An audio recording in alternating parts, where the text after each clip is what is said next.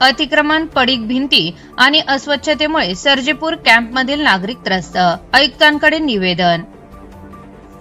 अहिल्यानगर शहरातील सर्जेपूर कॅम्प कोलारू परिसरातील नागरिकांनी पडीक व धोकादायक भिंती, वाढते अतिक्रमण आणि अस्वच्छतेच्या समस्यांबाबत महानगरपालिका आयुक्तांकडे निवेदन देऊन तातडीने कारवाईची मागणी केली आहे. नागरिकांनी दिलेल्या निवेदनात म्हटले आहे की परिसरातील रस्त्यांवर मोठ्या प्रमाणात अतिक्रमण झाल्यामुळे येण्या जाण्याचा मार्ग अत्यंत अरुंद झाला असून अनेक ठिकाणी तो पूर्णपणे बंद होण्याची स्थिती आहे.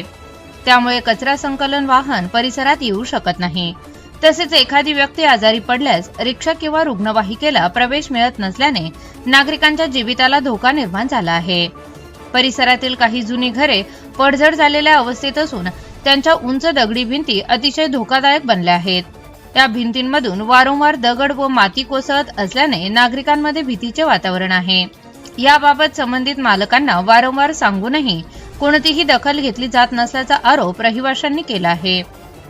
पडीक जागांमध्ये मोठ्या प्रमाणावर कचरा तसेच मेलेली जनावरे टाकली जात असल्याने दुर्गंध पसरत असून नागरिकांच्या आरोग्याचा प्रश्न गंभीर बनला आहे.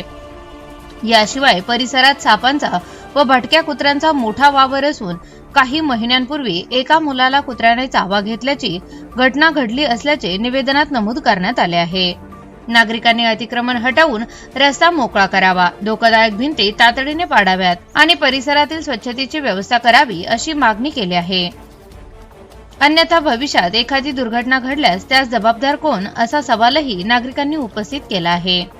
याबाबत महानगरपालिका प्रशासनाने तातडीने पाहणी करून आवश्यक ती कारवाई करावी अशी मागणी मंगल गुगळे, नूरजहा तांबोळी, जायदा बेग, नेहा शिंदे यांच्यासह परिसरातील नागरिकांनी केली आहे.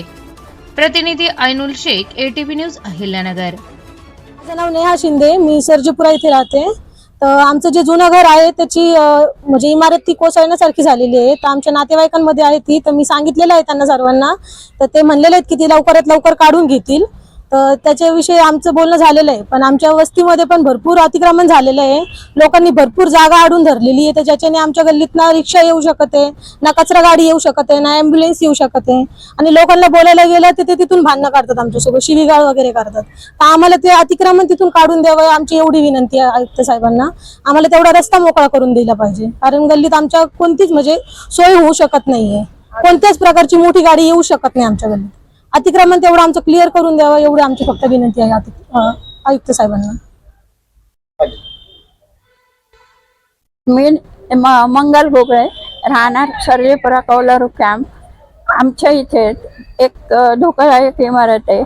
तर त्याच्यामुळं म्हणजे खूप असे मोठमोठे दगड आहेत हे ते, तर ते धोकादायक झालेली आहे.